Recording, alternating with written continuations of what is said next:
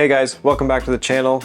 On today's episode, I'm doing a repair job on some vinyl flooring. I thought I'd take you along with me and give you my tips and tricks on laying a vinyl plank floor. Enjoy the video. Quick context here, this side of the floor is already down and I had to pull the second half up due to a water leak in this wall here that has since been repaired, but there was some water underneath my floor here. So I ended up pulling up the floor back to where it was dry, took out the old underpad because it was saturated and it's hard to dry and it would have a smell. So I got rid of it completely and I'm gonna lay a new underpad in the section that was affected. And I have everything else taken up in specific pieces I have numbered, knowing where they go. But yeah, that's just for some context. I will not be starting this floor from scratch, but since I'm here and I have the time, this gives me the opportunity to show you how the best ways to lay vinyl plank flooring, like the click lock variety. If you've watched any of my other videos, the last condo renovation I did, this is the same brand. This is a Tosca flooring. We are a big fan of this floor. Easy to work with, decently priced. Haven't had any issues with it so far. Some tools I recommend, things that are required. You'll need a knife, something to mark with, pencil or a Sharpie, measuring tape. You will definitely need a pry bar. Channel locks are optional. I'll show you what I use these for after. A multi-tool if you have to do any undercuts underneath any doors. And I have this is a big knee pad here that I use, help save my knees. Definitely recommend knee pads or some kind of knee pad like this. This isn't 100% necessary, but this is a guillotine style chopper.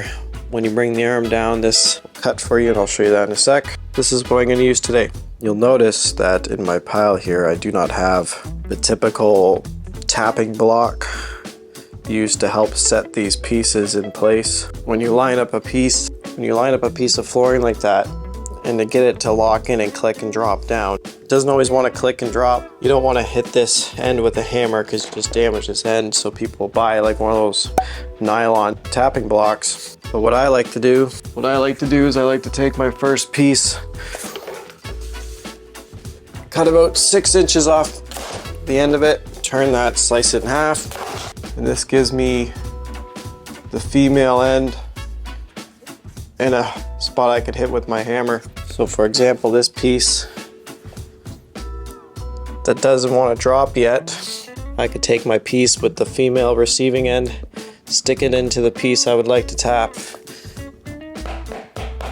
and it will drop in place. Since this is the exact same as locking the next piece in, it doesn't do any damage to this seam, and it gives you a nice tight joint. So I never end up buying those nylon tapping blocks. I always just make a sacrifice piece out of whatever flooring I'm using, and it works perfectly. Since I also kept the starting strip of this, for some reason if I had to tap this piece backwards, I could put this on the receiving end and tap from the side, just in case I need to tap this underneath a cabinet or something. Don't waste your money on tapping blocks, make your own. Okay, now I have new underpad down section I'm working on. You could put underpad everywhere. I like to do one row at a time. This roll is about 3 or 4 feet wide. So I'm gonna do one row, finish off most of this. Typically I would just work one row at a time, get the flooring done, do the next row of underlayment, do the next floor, but this has already been cut.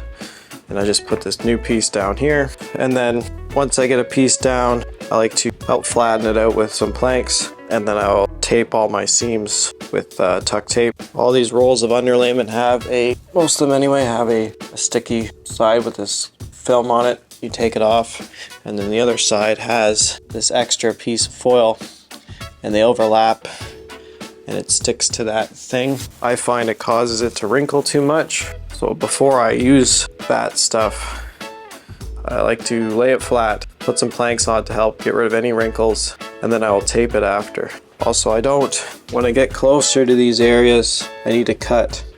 It's better to cut these about like a 1/4 inch back. It's better that this isn't bunched up back here. Plank's gonna come back and slice that a little bit shy of the cabinet. The way these vinyl planks work is you have a female end, a male end, a female end, and a male end. And that determines which direction you're going. So if you look at it like this, the next piece, this female end automatically sits on top of the next piece, or the first piece you laid, and you go from right to left with this specific floor. Some floors, it might be the opposite where you go left to right. So for instance, this was my first piece here, and I went from right to left and did all these rows and rows and rows and made my way around into the kitchen. The cool thing about vinyl floor is it's meant to go in one direction. This one, for example, is right to left because you put this piece on and the next piece overlaps it, and so on and so forth down the line. You cut your end, you go back and start the next row and rinse and repeat till you get to the end. But cool thing about this floor, this is the proper way. Your piece gets into the receiver and locks into place. You can actually lay this stuff backwards and put this in backwards, lift and click and lock and drop. For instance, this long wall here, when I did this floor originally, this piece here along this wall, that continues across down another 12 feet or so. This was my first piece. I went right to left and went through and through and through the kitchen towards the end. And then after I had a bunch of rows set, I turned around and clicked these in from behind and locked them and moved my way backwards into this hallway here. And for the same reasons, you could also lay this from left to right if you really want to. For instance, this piece here has to slide underneath this casing, and it's hard once this row's in place, it's hard to slide and lock and drop and do everything at once. So for this row specifically, I lock this piece in place, I could shove this underneath the casing and make that joint tight. It's kind of opposite of what you're supposed to do or what's normal, but I could slide that piece underneath there and lock this place in, and that's an example of it better that this row is backwards. The thing that makes this vinyl floor great for beginners or DIYers is it doesn't require a ton of tools to work, and you don't even really need power tools, other than, I think the only power tool you really need is a multi-tool if you get into a pinch and you have a lot of doorways to do. But for most basic cuts, for example, if I need a piece that long, I could take a square and mark that line straight. I don't have my square with me today, so I'm just going to take another piece. This is a straight edge, mark my line, and then you could just take a knife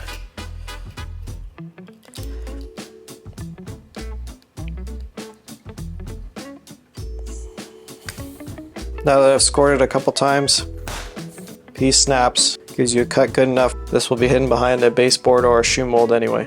If you have any doorways, you're gonna have to make some undercuts underneath this casing and this jamb here so this piece could slide underneath that. That is the reason that this multi-tool comes in handy. It's got these little, this blade's a bad example, but there's little teeth on there. And what I do after the underlayment's done, I'll take a scrap piece, lay it upside down, cut all this. Once it's cut to the height of the piece, it's the perfect height for it to lock into place. This tool is invaluable when it comes to undercutting door jambs and stuff like that. Now that I've determined the direction I'm working in, and I have my starter piece for this row, this floor you have to tilt up, kind of pull towards you.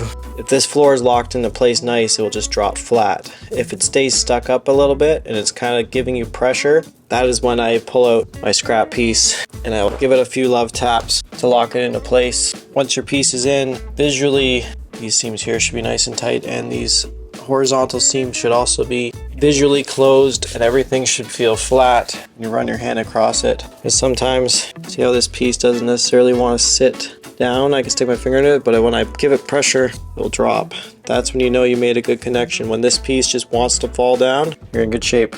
My next piece, which will be this next piece corresponding to it, hard to do with one hand here. I lift it onto this edge and I leave it tilted up and I slide it over all the way as far as I can. You can see here, you still see some of this white color sticking through. Pull it in, you hear that click. This side here, pull it in, hear the click. Still feels like it needs a bit of help. Go along or tap it. And then the end piece here, light taps, visually check. This is nice and tight. That's closed. I'm gonna rinse and repeat all the way down in a typewriter fashion, reach the end, and I'll show you how to cut the end. And then use that end cut over there to start this row.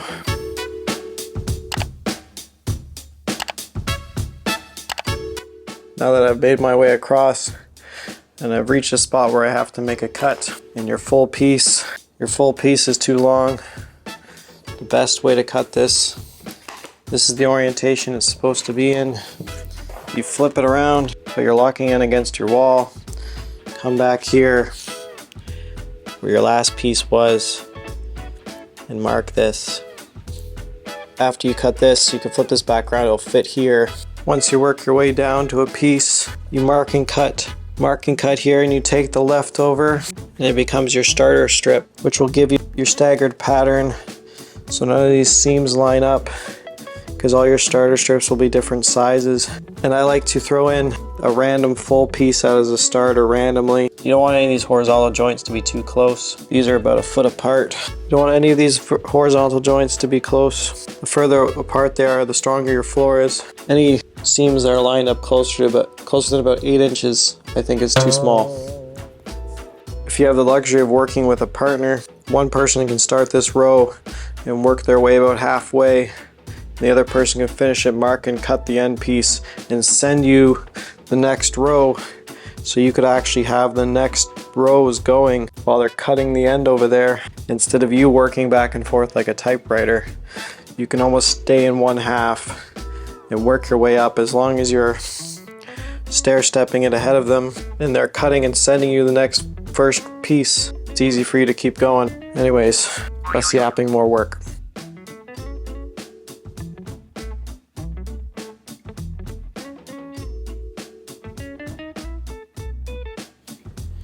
If you get to a piece like this that is against a wall and it doesn't want to close, so you have no room to tap it, what I like to do is take my same scrap piece, protect my wall, stick my pry bar in there and pull it back.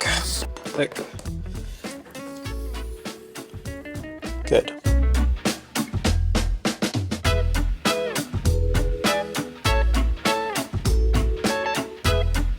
Getting towards the end now, and I'm at a point where it's another example where going backwards makes more sense. Got this baseboard heater here that I don't want to remove, and I don't know how long it's going to be here. So instead of starting there and working across, it makes more sense once I have my angle determined. And getting this angle is not hard.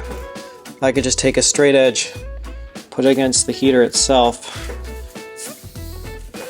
run my piece underneath it, mark it, and that gives me a perfect cut for the wall behind it.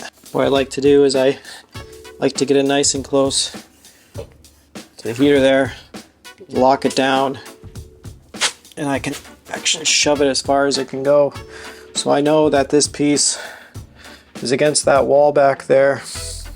So even in the future, they replace that heater, there's flooring underneath it. And now I can work backwards towards that open end, because all those cuts are going to be covered with a quarter round anyway.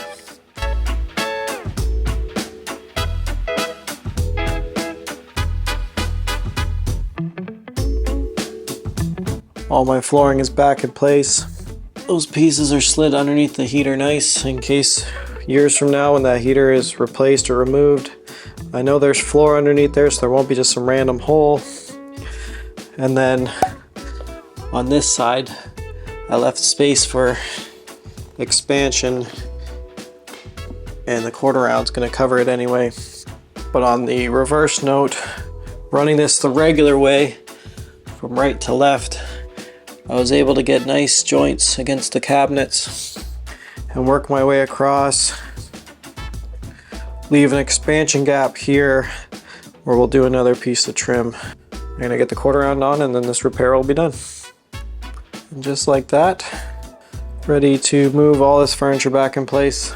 You want to make sure, as you're working your way across the floor here, that you're periodically checking your rows to make sure each joint is closed. You don't want to get all the way to the end and find a nice open seam here. You have to work your way backwards. Take it all up, do it again. So always make a mental check as you're working your way across. Consistently check that all these are closed and nice and flat. Sometimes these want to pop up if they're too tight. Sometimes these want to open up as you're moving. This is a floating floor, so it's going to expand and contract with the seasons. Like I said, this floor is nice for beginners and DIYers and professionals, anybody. But you got to make sure you're keeping track of what you're doing. You don't want to get too far ahead of yourself and find a mistake partway back. Same thing when you're at the stage I'm at now, moving furniture. You want to be very careful. This stuff is resilient, but it will scratch. The stove or a fridge wheel, any piece of dirt that's stuck underneath one of these wheels, or even if they have felt pads, they will scar this floor.